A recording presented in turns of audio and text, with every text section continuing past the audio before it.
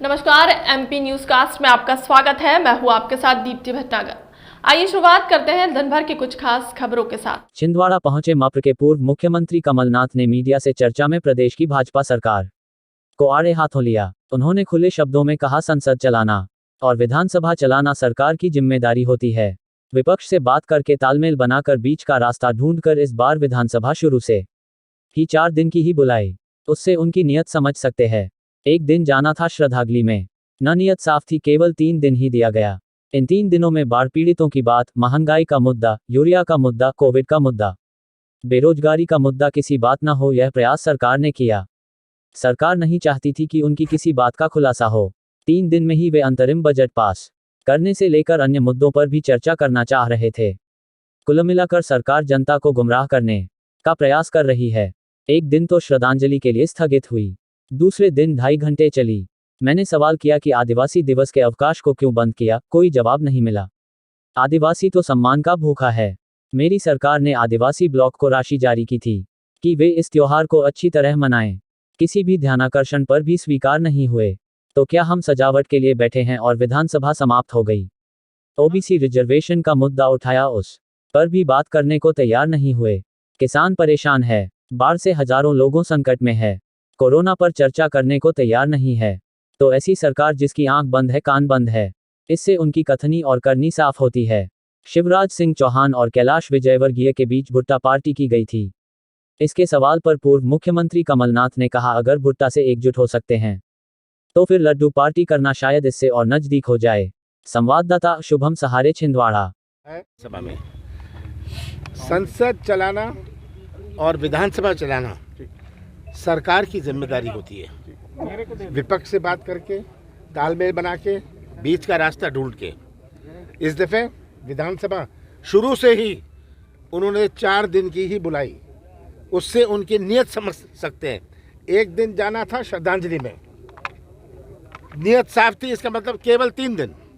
और बाढ़ के मुद्दे हैं, महंगाई के मुद्दे हैं, यूरिया का मुद्दा है, बेरोजगारी का मुद्दा है, कोविड का मुद्दा है, और 3 दिन रखे। उस 3 दिन में चाहते थे बजट भी पास कर देंगे, जो इंटरिम बजट होता है उसको भी पास कर लेंगे।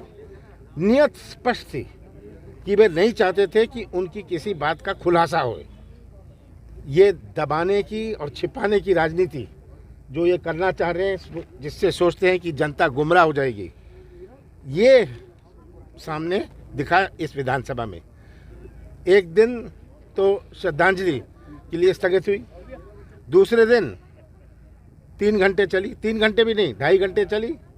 और मैंने मांग रखी, पहले दिन मैंने मांग रखी, आदिवासी दिवस को क्यों आपने बंद किया।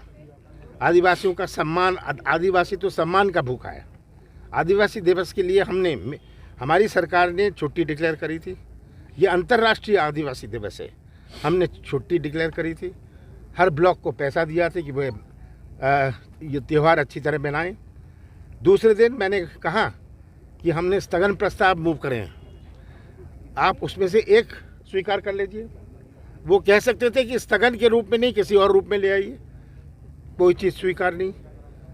और जो हमने ध्यान आकर्षण दिए थे, कम से कम 20 ध्यान आकर्षण थे, कोई स्वीकार नहीं।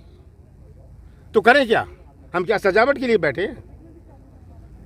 और विधानसभा समाप्त हो गई।